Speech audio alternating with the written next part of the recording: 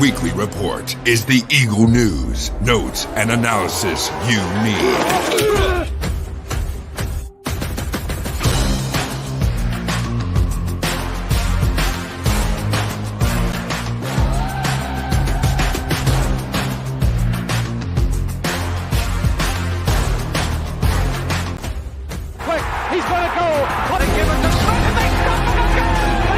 Go back. He looks, fires for the end zone. Intercepted. The 20, the 10, the 5. Touchdown. Matt Ware. Midfield. He's going to go. Deshaun Jackson. He steps up his head and falls forward. And he fumbles the football, and the Eagles have it. It's gone. And the Eagles win. It's all birds. All the time. What's going on, everybody? This is the AATBirds Weekly Report. I am joined by Kendall at Quebec Eagles and Eagle Jeff Warner at Jeff Warner NFL. Going to talk some Eagles stay or go free agency. You know, the free agency is coming up in about 3 weeks here. Eagles have a lot of decisions. We know that. We hear it all after the Super Bowl. It's off season time, so Eagles are kind of basically in full force with the season ending so late. Everything's going to come up at once. So we're going to kind of go over who we think are going to stay. Basically, how we're going to do it is we're going to mention who we think are going to stay, and then we'll go over some of our common players who are going to go and, you know, give some reasons, because there are, I believe, around 19 or 20 free agents the Eagles have. So there's a lot here and a lot to talk about, because you have Jalen Hurts extension possibly coming soon. So a lot of stuff going on, but how are we doing, guys? We're ready for this? I'm finally getting over the Super Bowl loss, and it took a little bit, but I'm ready for the off season, ready for the drama, ready for the moves. So I'll never be over it. I won't be over it. Someone gave me today a Eagles Chiefs Super Bowl magnet that their nephew got at the Super Bowl. I have it upstairs, basically turned over, because it's hard to look at that. It's like looking at Super Bowl 39 stuff and knowing that they lost. It's tough. I'm not sure. It's it's a scar. It'll be there forever. And then when you look at it, it's going to be painful. But yeah. How you doing, Jeff? Doing great. I'll say I agree. I'm still not over the Super Bowl loss, even though it's over 2 weeks away. But look, we just have to move on. It's the off season's here. We have to now it's how we build upon that. We didn't expect, a lot of people didn't expect Eagles to be in the position they were. Now it's going to be an interesting offseason with the amount of turnover that this roster is going to have. And how can Howie fill those holes and fill the void of some of these key players that we possibly be losing in this offseason, and how he can assemble this roster to be a contending Super Bowl contender once again. And I think the biggest thing is you look at this free agent class and a lot of the big names that the Eagles have. One thing you have to look at, and you have to kind of go back to the last draft. There are 3 players, the first 3 players selected: Jordan Davis, Cam Jurgens, and Nakobe Dean. Those are 3 players that are going to need to step up next year and be players that are going to be getting a lot of snaps, making some impact, because it's their time. Sitting behind a lot of these veterans that the Eagles had and all basically going all out, they're not going to be able to do that again. They're not going to be able to run it all the way back. So those guys are major key contributors going into 2023. And, it starts off with, I think the one key guy that all of us are going to say is going to be a stay is the safety the Eagles traded for with the New Orleans Saints, and CJ Gardner-Johnson. And I've seen a lot of people talking about him and talking about Bradbury, and you need a corner. You have to look at the ages as well. This guy's 25 years old. Right. He changed positions, back to safety, tied for league with 6 interceptions and I believe 12 games played. Yep. So he is a ball hawk, a game changer, a playmaker that the Eagles haven't had in the back end of their secondary, safety-wise, in a long time. Now, Malcolm Jenkins was great, but he played a lot towards the end of his time. He played a lot more down towards the line of scrimmage. And it's been a long time since they had a playmaker like that. I think that's one guy that we can all agree Eagles either franchise or they find out franchise to then get a deal done, not let him go to free agency. No, definitely. And you're right. He's a true ball hawk. I mean, even back when he was with the Saints, he was getting pass deflections out the wazoo.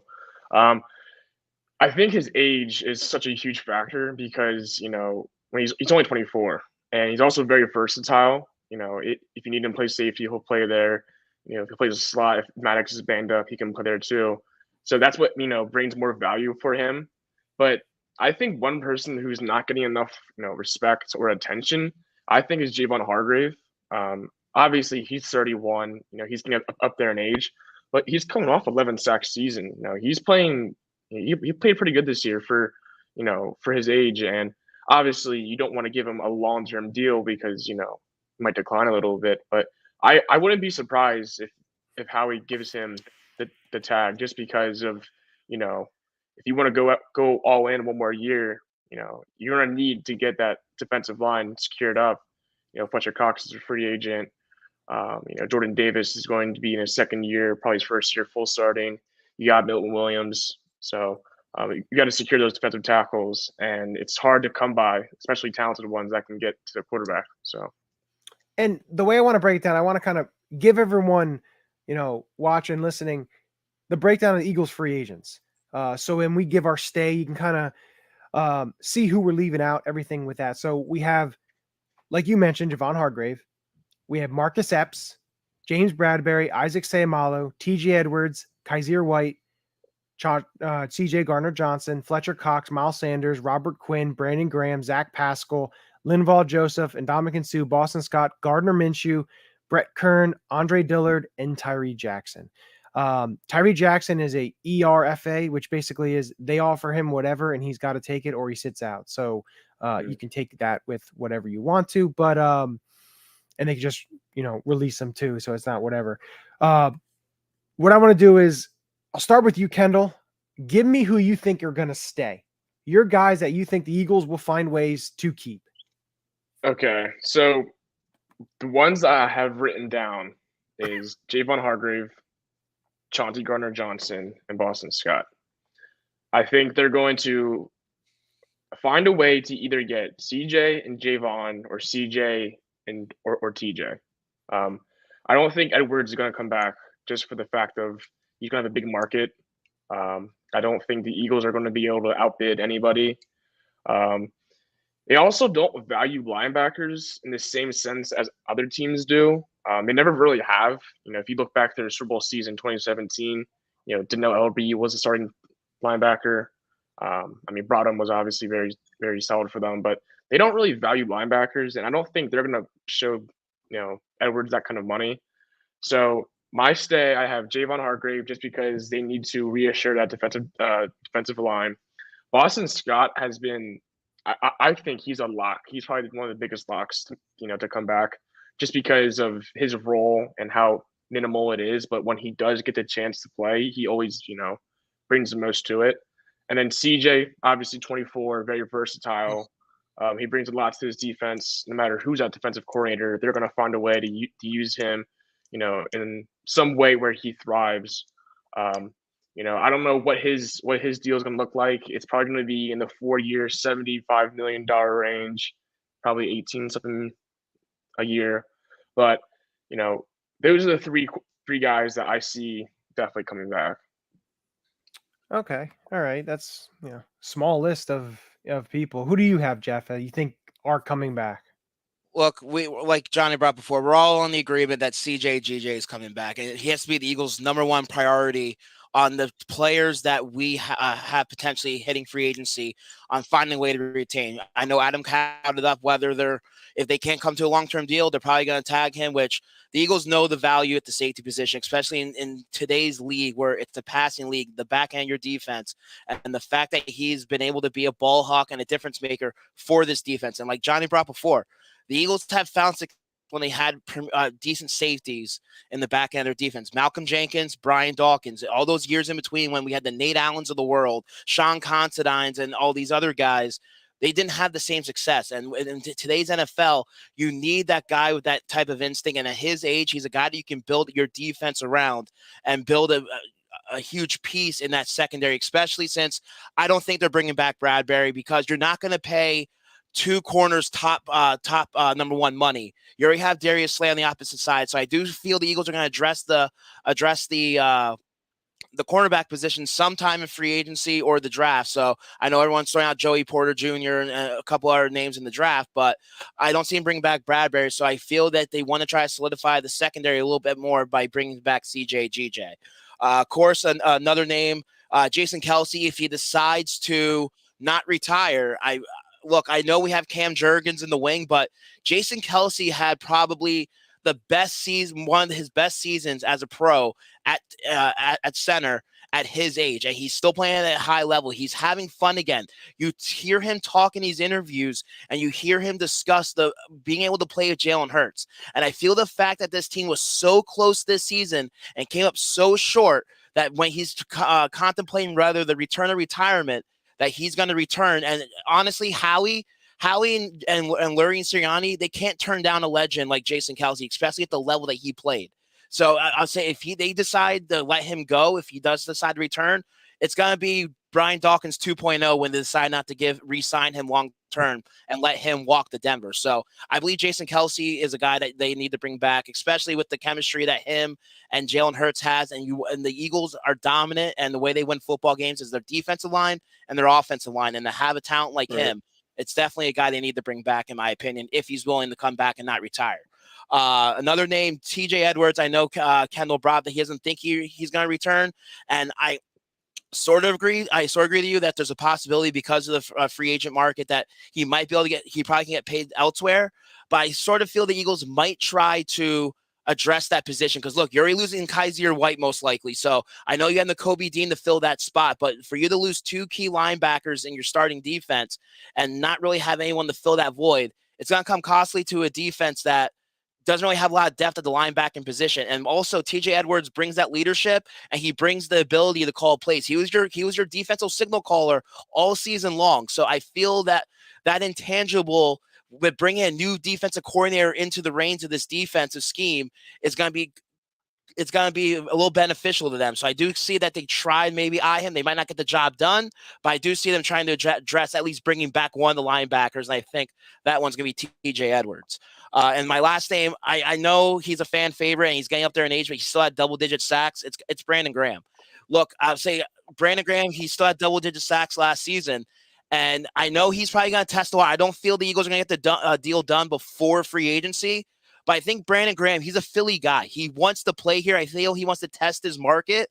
But what other team is going to pay him to be a starter at 35 years old? Yep. They're not going to give him a huge contract or a big long-term money. And I feel his love here for Philadelphia and the city, and the fact that he's building a family here and he's won a championship here, he's played his entire career here, might outweigh maybe trying to get a starting position somewhere else for a little bit more money, especially since last season he had his most success by not being a starter. I know we have Hassan Reddick, we have Josh Sweat, but he played 25% of the defensive snaps and still found the production. He's not, at his age, he's a guy that can't play every single down at his age, he's a situational pass rusher at this age. And I don't know if a lot of teams are going to pay him high money to be a situational pass rusher. So I feel that he's going to test the market, not find what he wants, and eventually comes back to Philadelphia, because he brings that leadership, that locker room presence, and he's definitely a fan and a franchise favorite with the fan base and the organization. No, I also had him on my stay. I mean, he benefited. You know, obviously his Achilles injury was devastating, but he benefited from that time off. And then he's also benefiting from the few snaps he's getting. You know, his legs are very fresh. You know, he's still a very great pass rusher. Along with BG, I have him coming back. I also have Dillard coming back. I think he's a quiet piece to this offensive line. You know, good depth. He's also versatile. He can play guard. He can play tackle, left and right. Obviously he's not the first round pick that we anticipated him to be, but he's still at least good depth. And obviously, Eagles legend Rick Lovato, got him coming back. You got to include him. Special teams matters too. You know what I mean? Yeah. Well, we know that. But a lot of those guys that you guys mentioned, I do have as well. Mine differentiates a little bit. I was back and forth, especially at the beginning of the week when I thought about this episode and doing the stay or go. I had Javon Hargrave, and then thinking about it, he's gonna get the free agency, and I can see a team like the Chicago Bears. They have utmost huge amounts of cap space. Yeah. Offering him a deal where they pay him 18, 19, almost like the last year with Jacksonville in the Christian Kirk. Yeah. Giving him that amount of money. Unfortunately, I see that happening. Yes, he was tremendous pass rusher, but he did lack against the run. And, the Eagles essentially against the run, struggled last year, especially in the Super Bowl. We witnessed it. We saw it. And I just went back and forth, and I left him off the list because I just think he's going to get such a huge deal. And I think one thing that we have to look and really think about when Nick and Howie did their press conference, Howie mentioned about getting compensatory picks, which is huge. You don't always hear that a lot, but when your general manager is talking about that, it means you're going to be losing a lot more guys than you're going to be getting back. And a lot of high profile guys you're going to be losing who are getting bigger deals. You're not going to have all these guys back. So he was guy that I left off. Same with TJ Edwards. I had him on. And then I thought about it. Steichen goes to the Colts. I don't think he'd be going to the Colts because they have Leonard. But a guy like Jonathan Gannon and his linebacker coach, Nick Rallis, is in Arizona. Potentially could see a team like the Arizona Cardinals scooping up and signing TJ Edwards. And I know looking at his value, his evaluation, his cap evaluation, they're saying, the 4-year, $48 million. I don't see the Eagles ponying up that kind of money for a linebacker. Not for a we linebacker. know the way this team values linebackers. So the players I have, CJ, GJ, like we mentioned, I have BG coming back on a lower deal. I think he's going to take a pay cut to stay. He loves the city. He's even mentioned it. I think Kelsey comes back, which means Cam Jurgens plays right guard because I think Seimalu is the top of list for some teams. He's going to get paid as a guard, kind of like Big V got paid for the Lions back after the Super Bowl for, getting signed there. I have Boston Scott. I think he's going to come back on a small deal. He's not going to break the bank for you. And he's like your number 2, number 3 guy. And then I have Marcus Epps. And the reason I did that, because I thought about it and, I don't think he's going to get a huge deal that you're not going to be able to afford. He's 27 years old. Yes, he's going to make some money. But I put him in there and not Hargrave and not TJ Edwards. Kaiser White's going to get too much money. You're not going to be able to re-sign him. And Nakobe Dean coming in kind of plays the same role there. I looked at all the defensive guys. Fletcher Cox, I think his last hurrah was a Super Bowl. He's not. They're not paying him. He's all about. Obviously, everyone. I understand he's a fan or somewhat of a fan favorite, and he helped you win a Super Bowl. But yeah, the only reason he came back last year is because they were willing to give him a little bit more upfront money to bring him back. I would say, and him talking at the end of the season press conferences and the locker room and things like that. He wants to get paid. He knows that he's been here long enough, and he wants that final payday. And the Eagles are not going to be that team to pay him. Exactly. And the last player I have, and it's not someone that's going to be signed first day. It could possibly be, later in May and June. Would be like Linval Joseph, bringing him back on a 1-year deal, to play with Jordan Davis. But that's my list. I'll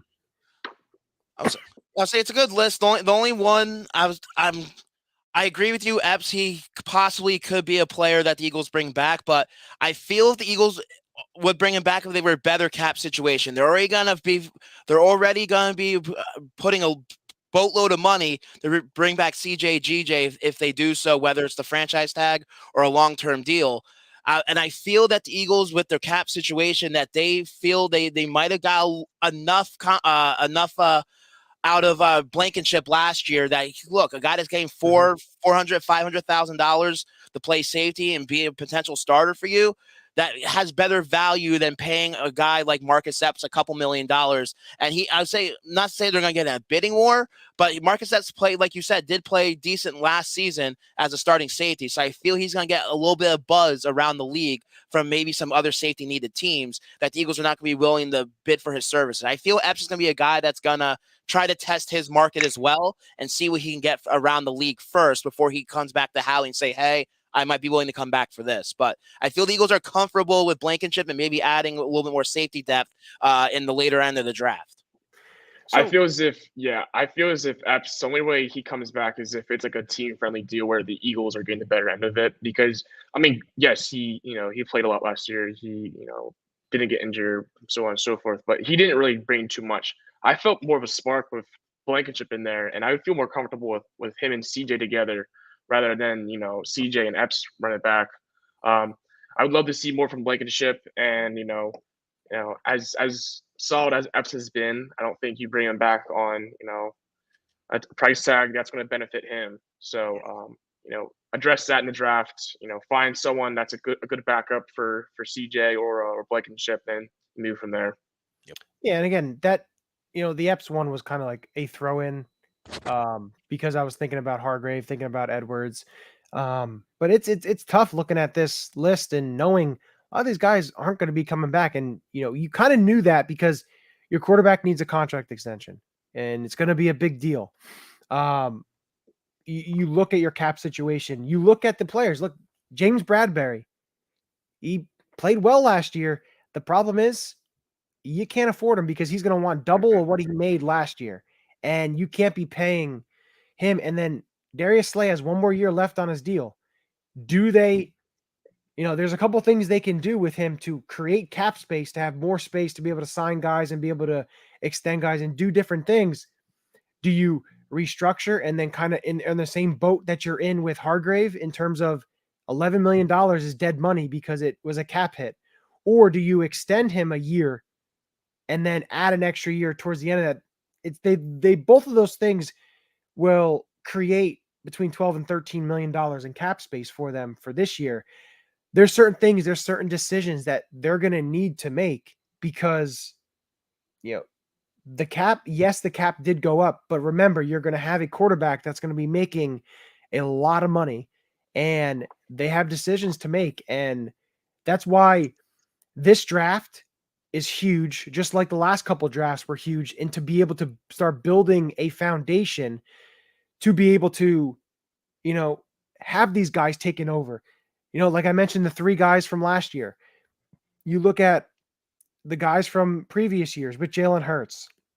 Then you look at Devontae Smith, and you're looking at these guys, Jordan Mailata a couple years prior to that, and these younger guys to be able to take over and to be those, you say faces, because who knows how long Kelsey has left.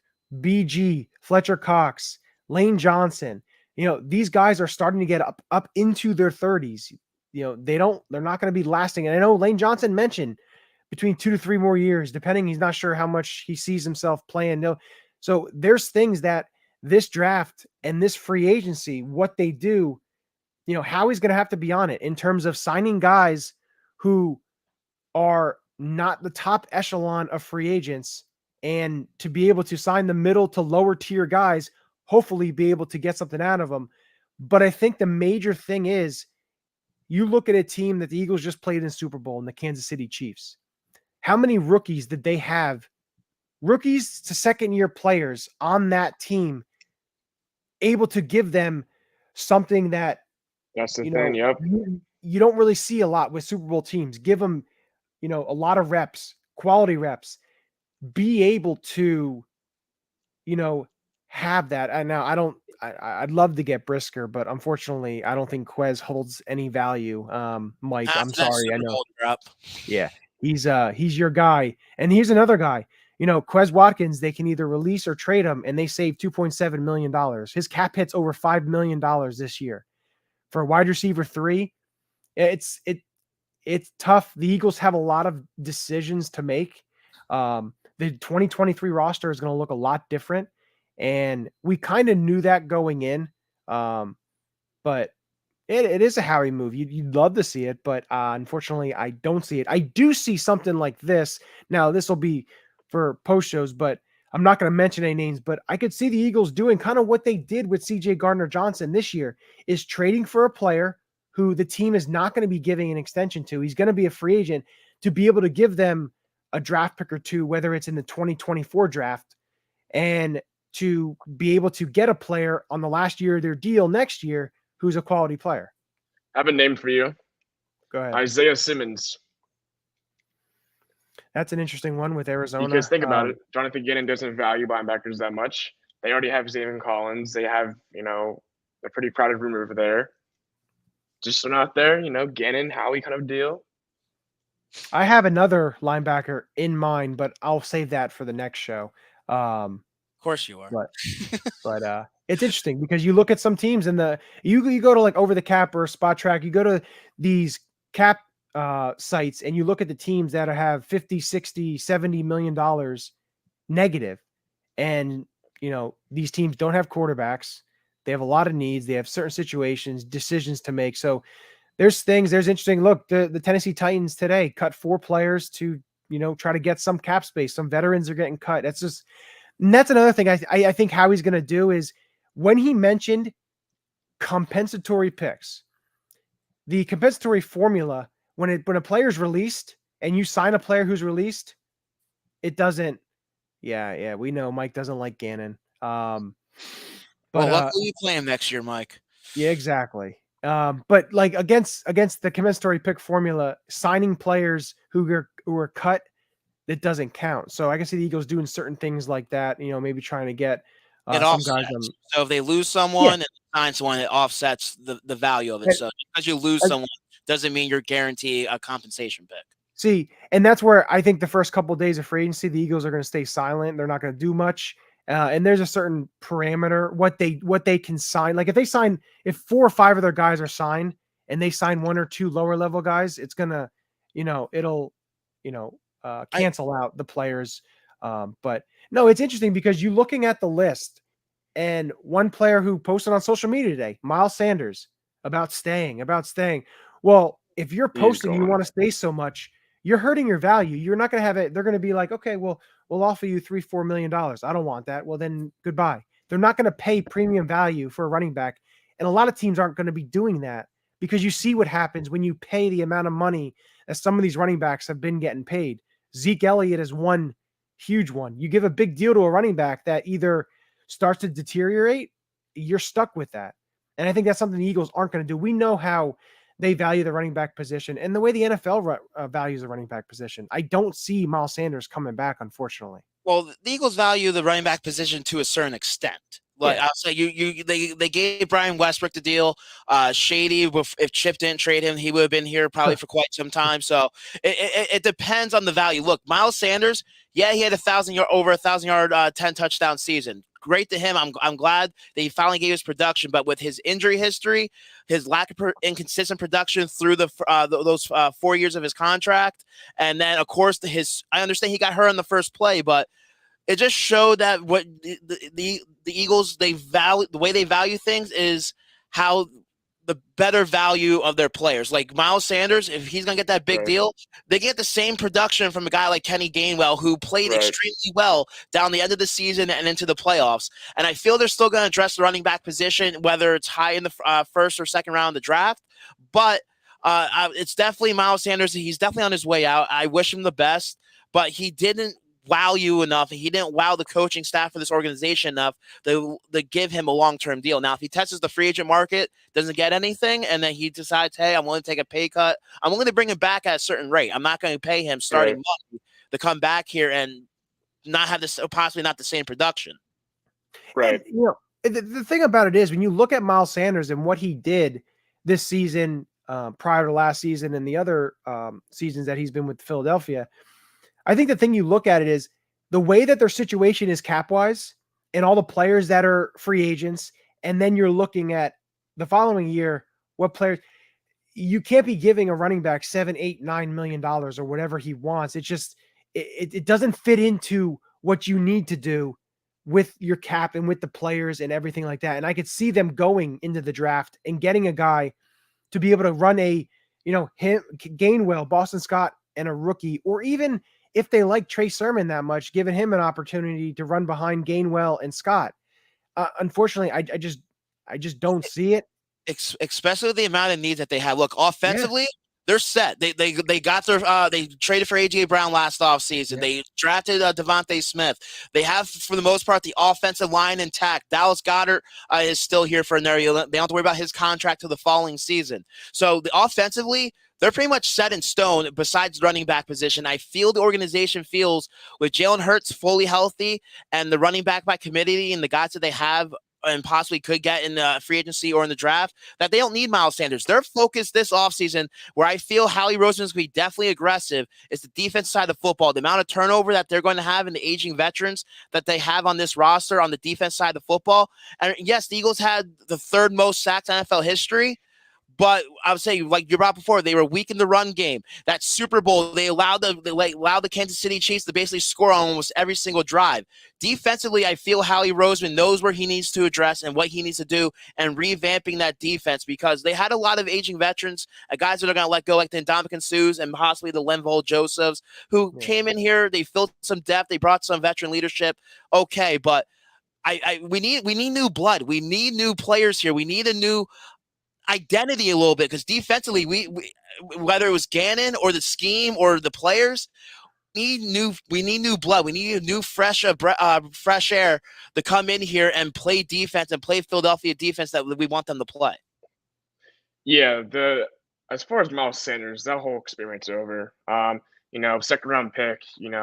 He really struggled to stay healthy throughout his career, and he had his flashes, but it's over. I don't even think, as much as he wants to come back, I don't even think the Eagles want him to come back at any rate. He hard runner, and early in his career, his vision was kind of poor. He worked on that, and this year he had over 1,000 yards of rushing for the first time in his career. But I don't think Sanders is going to come back. I think he's probably a lock to be the first one gone. As far as the team, Howie, especially since if you look back 2018, the team is always looking to get younger. And bringing back Sanders, he's probably 28, 27, probably still younger than that, but he'll be 26, I believe. Yeah, he's not something that's going to help you long term. When you take a guy like Kenny Gainwell, you're hoping to get production out of him.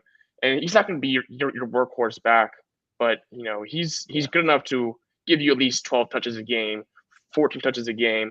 You bring in Scott or you bring in someone else in the draft. The Eagles don't like to have a franchise running back, at least ever since Shady left, and that's kind of how the league is sort of turning into. I mean, you got guys like Derrick Henry, McCaffrey, whatnot, but the league is turning into a running back by committee league. And I feel like the Eagles, ever since Shady left, they kind of went in that direction, and that's how they've always been, and they'll always be that way. I think the reason Sanders wants to come back, because look at the amount of free agent talent that's going to be available at the running back position. You possibly have Saquon Barkley available, and you have a couple other, I think, big-time free agents. So he's going to be middle of the pack. He's going to be waiting probably a couple of days, if not maybe a couple of weeks, until free agency pans out, till he can figure out what his market value actually is. So I think he's kind of hoping, hey, if I say I want to come back, maybe I'm willing to come back maybe on a team-friendly deal, because he knows that, look, his value out there, he might not be available, or he might not have a job to go to, depending on what other quarterback or what other teams need at the running back position. No, definitely. And I think another reason why you don't bring him back is because even last year, we had Jordan Howard and Boston Scott setting records, 250 yards rushing 3 games in a row. I mean, this offensive line, you don't need a elite running back. Nope. I feel very good with Kenny Gainwell or Boston Scott or whoever you bring in. They're going to thrive behind its offensive line because it's the best in football. So, Sanders, early on in his career, he was good out of the backfield. Ever since then, nothing. injury wise, he's been struggling. He was nowhere in the Super Bowl because he got a broken hand, wherever it was. His health was a factor, and he had his moments, but the experiment is definitely done. And I think a lot of it has to do with when you look at Howie Roseman, and he learns from experiences and what he sees being in this organization so long. Definitely. One thing, it was funny. I was listening to an old draft, and I'm just getting clips and getting certain things, getting ready for come draft time and stuff. And it was from 2004 when the Eagles traded up, drafted Shawn Andrews, and they had Andy Reid on talking about it during the draft, interviewing him. And what he said was, we build the lines, the offensive and defensive line. And that's something that stayed true after Reid's been gone. The quick chip experiment, and Howie still has been there the whole time. That is their motto, is to build the offense and defensive lines. But the other thing about it is the whole big money on a running back. They did that with Ryan Matthews and DeMarco Murray, and it failed. Ryan Matthews wasn't terrible. They also tried to get Frank Gore, and Frank Gore backed out and all that. And DeMarco Murray was an absolute disaster. So I don't think they want to spend big money on running backs. And we talked about the NFL is going towards that rotational type of running back room. Right. And that's just the way it is right now. But also you look at after they won the Super Bowl, what Howie did was too much. And he's even stated it, into his emotions and bringing guys back because he cared for these guys and, given these deals, and that basically a lot of them backfired on him. You look at that 2018 and all these free agents, they tried to strike gold again. 2017, they hit big on these lower level free agents that turned out, Chris Long and Torrey Smith and all these, we had Pat, can't think of his name. Patrick Robinson and all these guys that hit. And then 2018, they try and do Mike Wallace. Doesn't happen.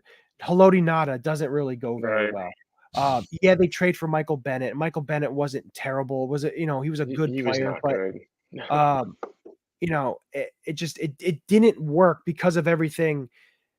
They gave big money to Alshon Jeffrey. He wasn't fully healthy. He didn't play until the first, portion of the season. There was too much, Nelson Aguilar, regressed a little bit, and there was too much that happened. And I think that's why you'll see the Eagles, they're not going to go and say, okay, Fletch, we do want to bring you back, because they're not going to give him 12, 13, 14, $15 million. They're just not going to do it. Not to a 33-year-old defensive tackle. You can't do that. You have a guy waiting in the wings like Milton Williams, who's flashed last year. He's a guy that he's going to be in his third season. It's his time to take a lot of reps, take more reps than he took last year to get that extra step, that next step. Jordan Davis, it's time for you to step up and take that next spot. These younger guys need to step up. That's so you know what you have. You don't want to waste all these guys' rookie contracts, them sitting on the bench, not knowing what you have. Because look, then the experiment failed, and you basically just wasted draft picks. And that I'll say that's why I feel if Kelsey comes back, they move Juergens the right guard, because then you can at least get him that playing experience. You can get him some reps. You can get him out there, and you can see what you have with him. Because and you bring up with Jordan Davis and Milton Williams and Nakobe Dean. The Eagles are very fortunate this season that every move that they made once again, and every player that they had starting didn't get hurt, and they were productive. So it will not happen next year. We know it. It will not happen next year. Exactly. And then we need to know we have. Of course, we had some failed experiments. The Kayvon Wallace experiment needs to end sooner rather than later. I would say he'll probably be around just for depth purposes, but I would say you need to know what you have with these young guys, especially when you're bringing a new defensive coordinator in here. And this team is going to be strapped with. We all know what type of deal Jalen Hurts is going to get. We're only expecting what he's going to get. And we know what Howie, he's a magician when it comes to the cap over the last few seasons. So I'm trusting him to make sure that we aren't in the cap hell that we were after the 2017 season and after winning the Super Bowl, that we can still go out there and make moves and be aggressive and go out there and fill some holes that we need to. Because right now, I don't want to say it just yet, but the door is possibly closing on the Eagles' even though it just started, on their chance to possibly get a Super Bowl within the next couple of years. You have a quarterback finally, even before his prime. You have the best wide receiving tandem you had ever in probably franchise history. And you had a relatively decent defense last season. And with the NFC being as bad as it was this year and possibly next year, what quarterback scares you in the NFC right now? Yeah, you have the Dak Prescotts. You have the Kirk Cousins. You have some of these guys. So the Eagles, I feel Howie Roseman is sort of looking at that this offseason to make sure that he doesn't leave any sheet unturned, or whatever the saying is, to make sure that he was close.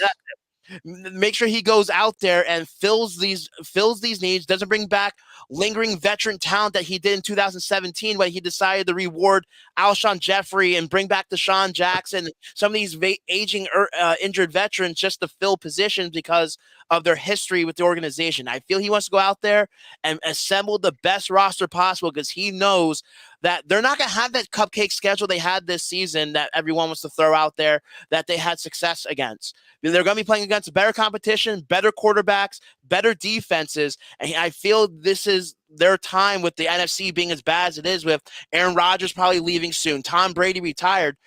Jalen Hurts is basically the face of the NFC, in my opinion. So he knows that he needs to assemble the roster to make sure that we have another run and for us to be competitive for the next 3-4 years, for however long they give Jalen Hurts that contract. Because like Kendall brought up, they want to get younger, and they already have assembled the offensive side of the ball to basically be dynamic and dominant for the next however many years. Now it's the defense side of the ball they have to address. No, yeah, definitely. And to your point, when it comes to Jalen Hurts and his contract, number one, Jack Rosenberg and Howie Roseman, they're going to make sure that contract is benefits the team. Obviously, They're going to want to make sure Jalen Hurts gets his money, but they're going to, work that cap to make sure, the team is getting the better load of it, no matter what. I don't care if it's a 6-year, $200 and some $million. The Eagles are going to get the better part of it. But when it comes, how long do you think they're going to give him? Because I know there's a lot of debate right now between the fan base and between everyone. What is a good length for Jalen Hurts to get a contract? I know some people say give him the Patrick Mahomes type of deal where he's getting a 10-year contract. But no, yeah, I don't think he's going to get a 10-year. I think it's going to be closer probably to 5 years because Carson got 6, right? I agree that, and I'll say you end his deal right before he turns 30. That way you can tell whether you want to give him a couple more years, right, and that you're not on that cap hell and extent. I agree with you. Probably a 4 or 5 year deal is, in my opinion, is what they should give him. Where depending on the money, that's the only thing that matters is the guaranteed money. But but when it comes to giving him that long-term deal, your draft picks, and when you make sure you hit them, they become so much more valuable. The pressure is on when it comes to draft, especially when you have your guy, you're paying him $55 million a year. You have to hit. And, Howie, when you first, 15, 16, 17, everyone's like, oh my gosh, this guy can't draft. But you look at his recent drafts, they're starting to pan out. And, luckily Howie's got his game on right. But, when Hurts, when that deal kicks in, you cannot afford to miss. And I also want to get your guys' thoughts on the idea of drafting a running back round 1 or round 2, because they did it in 2018 with Miles. They took him second round, which was kind of sort of uncharacteristic, because they don't like to reach for running backs, don't pay running backs. But I feel like if Bijan's there at 25, 26, or 24, I feel like you got to go trade up and go get him. I just don't see them drafting a running back in the first round. I just don't see it. Maybe the second round at the highest that they could do. Don't be surprised if come draft, I think Howie's going to be, he'll wind and, swindle some deals because they only have 5 picks.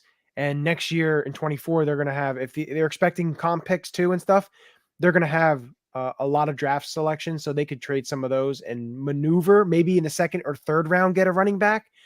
But I don't see in the first round, unfortunately. I don't see it at all. I agree. I sort of agree with Kendall. If Bijan's there late in the first round, depending what they do with their first pick. Now, if they trade down, get extra more picks in the draft, then I see that they have a little more flexibility to take the running back position. Because also when you take a running back, essentially almost top of the second round or like the late first round, it's almost a second round, is you get that extra year. You get that fifth-year option where you can get a decent running back for this offense with Jalen Hurts at the cheap with the team option for that 5th year. So if they feel there's no one else available at that second first-round pick, and maybe they want to take a risk at the running back position to groom, but with Gainwell and Boston Scott, whoever they have at the running back committee, and they get that extra year at a cheap, because that's what Howie loves. Howie loves getting quality talent on their rookie deals and getting production out of them the best he can. We got with Jalen Hurts. We got with Miles Sanders for the most part. You're getting with Devontae Smith. So look, especially if they're in a win now type of mode and you can get a tremendous talent like Robinson, I say they go for it, depending what else happens with the rest of the draft. No, that's key too. Like, they need a corner. They need a young corner, developmental corner, outside corner, because Slay's going to be, he's 32 years old. You need to sign, possibly you sign a veteran to take over a 1-year prove-it deal for Bradbury, and then you have a young guy to kind of take over. They need to start doing that because they haven't done that in a long time. And to Kendall's point too, talking about the Jalen Hurts contract, I think it'll be 4 or 5 years, but I think what you're going to see is there's going to be 2 or 3 void years on the end of that. There's dead years, to be able to shorten the cap hit, to be able to fit some, because at the time that those void years are hitting, those salaries are going to be like, they're not going to be anything in terms of how much money they put there, 8, 9, 10 million each of those years, whatever they do. I don't think it's going to be the Patrick Mahomes deal. I just don't see that. I think that was so rare to begin with. 4 or 5 years. I think more 5 years I can see. And the other thing, what you said is they have to hit on these draft selections. And one key is when you look at the Philadelphia Eagles, back in 2002, they gave Donovan McNabb over $100 million, a big, big contract. Well, before that season, their draft picks, they hit. Lito, Michael Lewis, Sheldon Brown, Brian Westbrook were the first 4 picks. When you can do that, you have 5 starters or 4. I can't even count. 4 starters right there, quality starters. And then they did struggle in terms of drafting the next couple of years until 2005, but the core was already set with that, and they were able to still get some guys back on shorter deals and certain things like that. That's what the Eagles are going to need to do. You're hoping this past draft and the draft prior to that, you laid that foundation to have these stars, these guys that come up and be starters, be quality players for your team, because the next couple of drafts, they're going to be big, because if you're able to hit and be able to get quality players and quality starters out of your picks, you have the 10th overall pick. What you do with that, I don't know, whether it's trade it, whether it's you get a guy that falls to you. You also have the 30th pick. Now you only have 5 total picks. After the 3rd round, you have 2 7ths. So you don't have much in the middle rounds to be able to do, but it's going to be interesting to see what they do this offseason, because it's a huge, big time offseason for this team.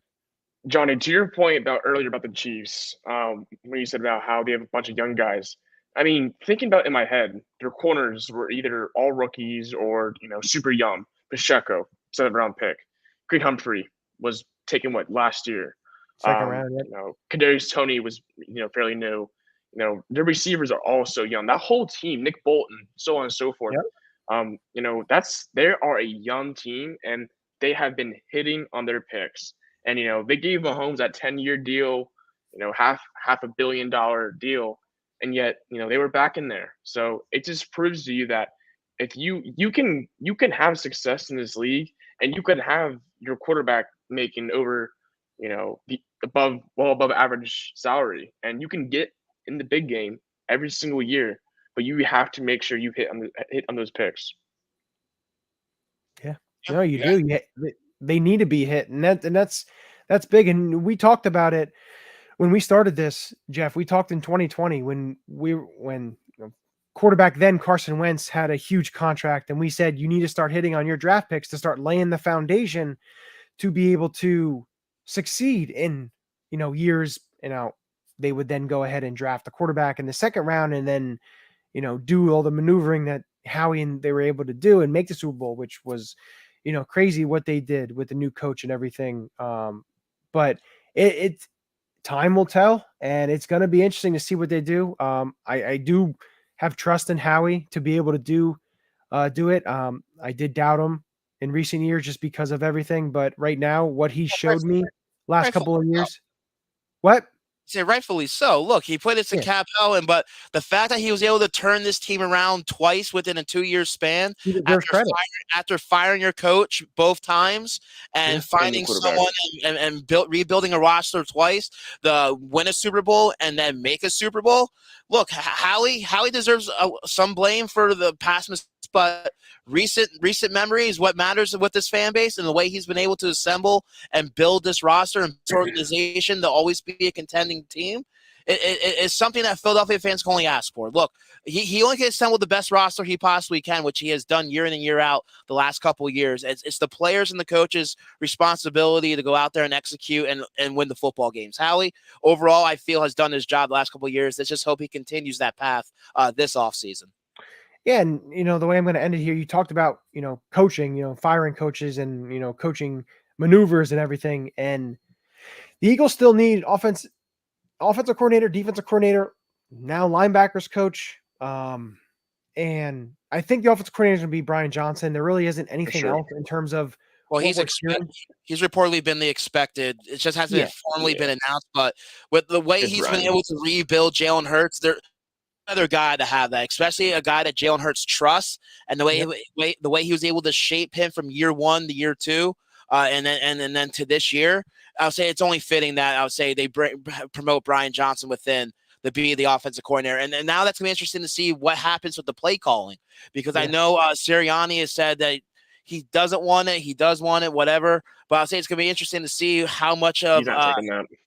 I agree, but he might have a little bit more of a say, a little bit more. He might be a little bit more hands-on than what he was when Steichen was here, because Brian Johnson hasn't had the ability and he hasn't had the chance that recall plays in the NFL. So I feel Sirianni might be a little bit more hands-on, but still give Johnson the free reign to make the decisions and will try to develop a game plan and develop his offensive scheme.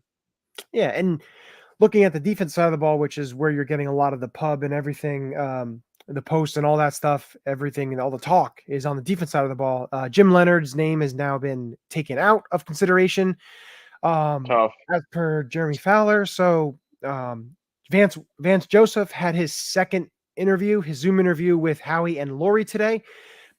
He is still in contention for the Broncos job. Him, Rex Ryan, and apparently the Broncos interviewed Matt Patricia as well. So I can't get over that. They're doing that. So that's, Vance Joseph. They did also interview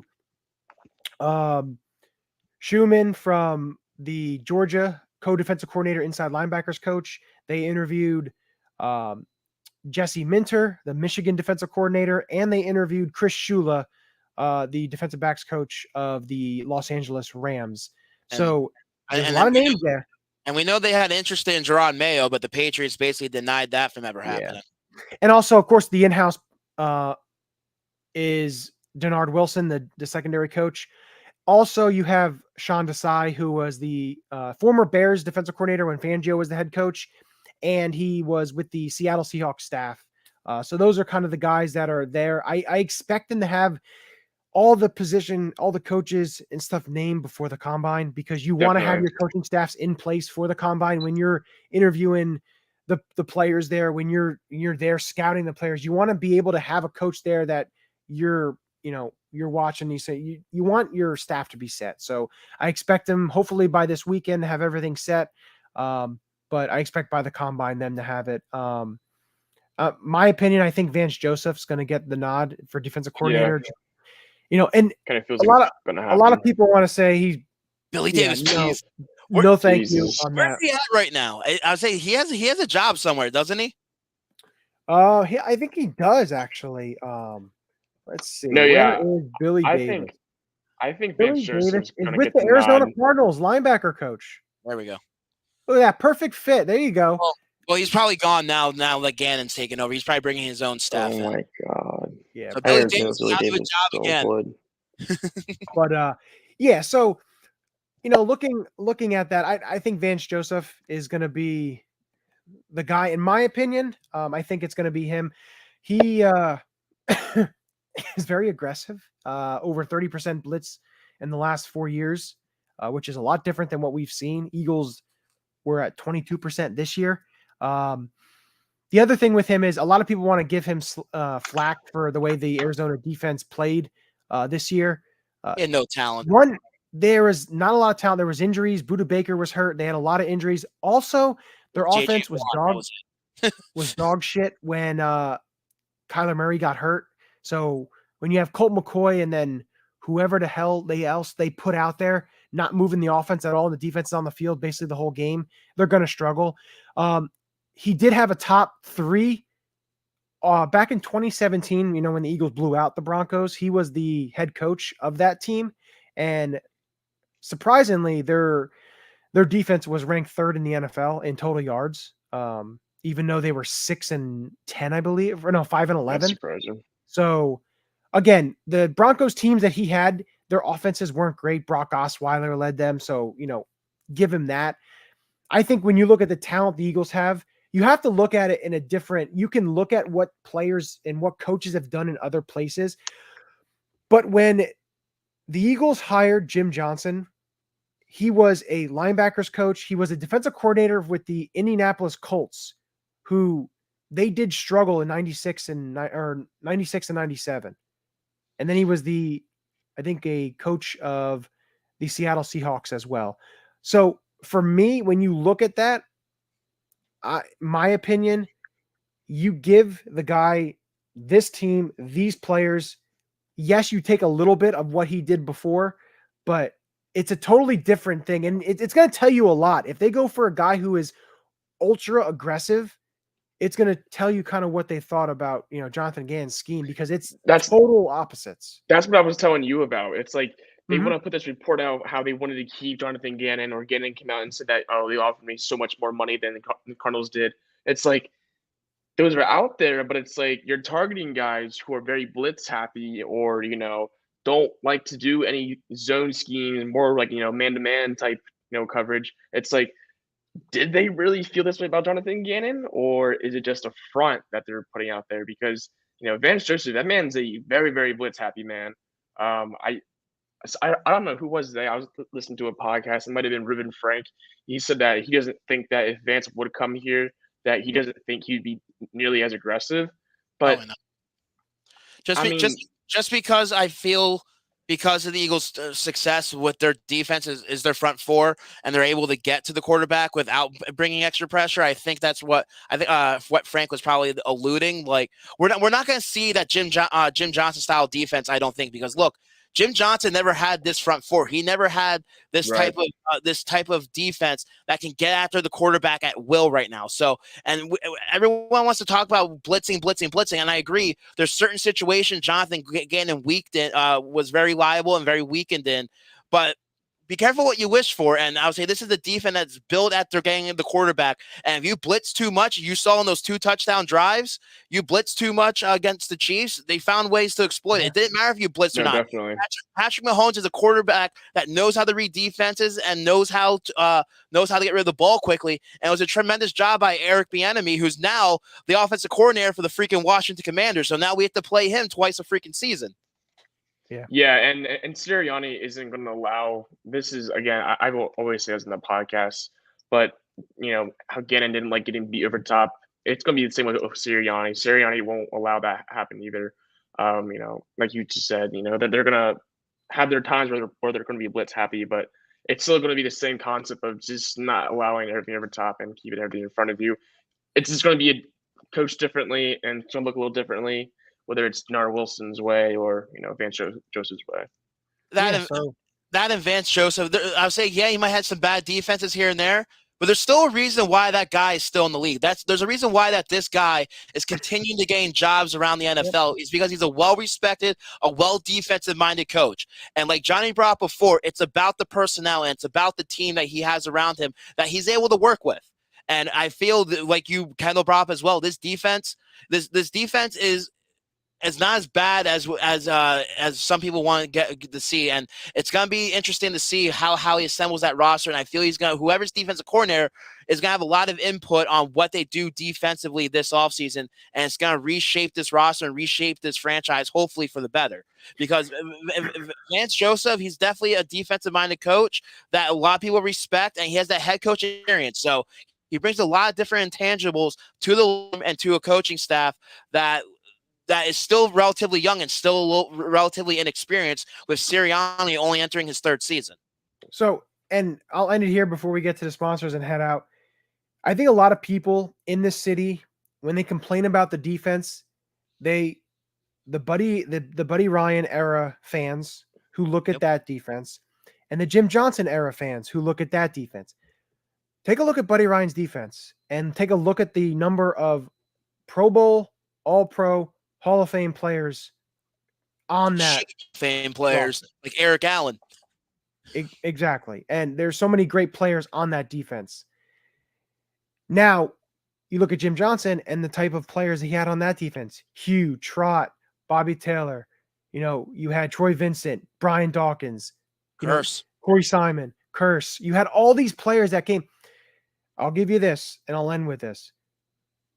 Jim Johnson's last game coach, unfortunately, he did pass away in 2009, I believe. 2008 or 2009, I believe. His last game coached, I believe, was the NFC Championship game in 2008, if I'm not mistaken.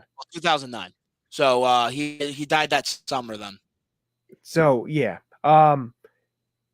You remember they had a lead in that game, and what happened was I think it was a 8 or 9 minute drive.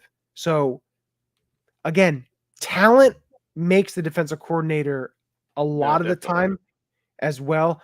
But like Jeff said, and he stated it great, was he's well respected around this league to be able to have, he was with the Dolphins, then he was the head coach, then he was the defensive coordinator for a number of years.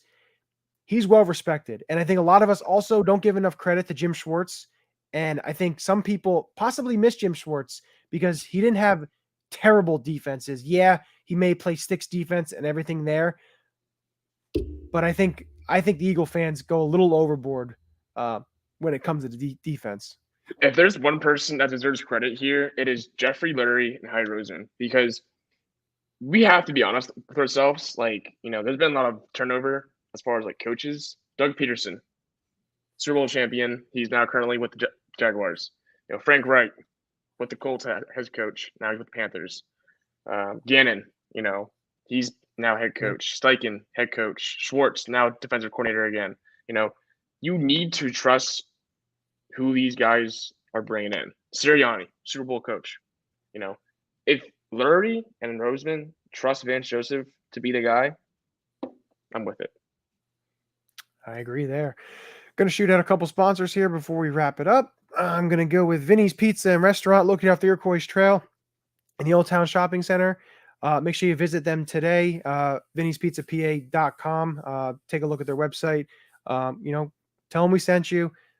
Also, Stuff to the Grills, located off the Iroquois Trail in the Old Town Shopping Center in Allentown as well.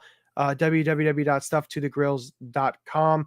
They do also do catering, I believe, right, Jeff? They do a lot of stuff there, a lot of great food. So definitely check them out as well and tell them that we sent you.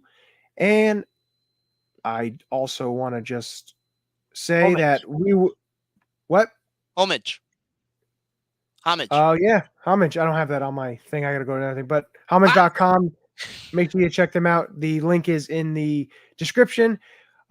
Make sure you check them out. It's also on the bottom there. But take a look. They have some awesome things. They have some new stuff too. They do come out routinely with some new gear, new designs. And it's not just football. It is all sports. It is pop culture. It's anything. It's wrestling. It's all that. It's all that cool stuff. So that's awesome. And we're going to be getting into some fun stuff. The draft, the combine's coming up. We'll be talking some draft stuff. We're going to be talking some free agents we think the Eagles could possibly be looking at.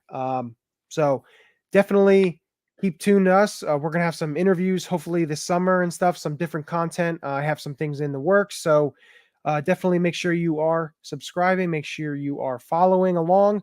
make sure you follow all the shows. We have a Union soccer show that's on Monday nights. We have Birds, Beers, and BS. You guys on Thursdays or drop it? We flip back and forth depending on the schedule. This week will be on Thursday night tomorrow, so roughly about 6:30. There you go. So make sure you check them out.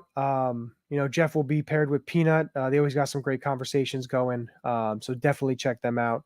And of course, Weekly Report. We're always here every Wednesday. Sometimes it does change, but usually we're here every Wednesday night. During the season, we do the post-game recaps and, stuff like that. But again, we're here for all of your basically needs in terms of Eagles, everything like that. But with that, going to give it very happy and very joyful. It's going to be 65 tomorrow. So it's going to be some spring weather with baseball starting up. Today. Yeah, well, it's not today, but then it's okay because then Saturday it'll be 34 degrees. So definitely Debbie Downer here, Johnny. enjoy the 65. And with that, enjoy everything. Go Birds. Go Birds. This is Matt Ware. Hey, for all the Eagle content you need, go follow All About the Birds. They do a damn thing. Check them out. Hey, Eagles fans, I may be in Tampa, but I know where to find the best Eagles content out there. Check out my friends at All About the Birds. Philadelphia, what's up? This your boy Freddie Mitchell, a.k.a. Fred X. It's all about the bird. All birds all the time. All birds all the time. All About the Birds provides you with weekly analysis, game recaps, informative interviews, and it's all birds all the time.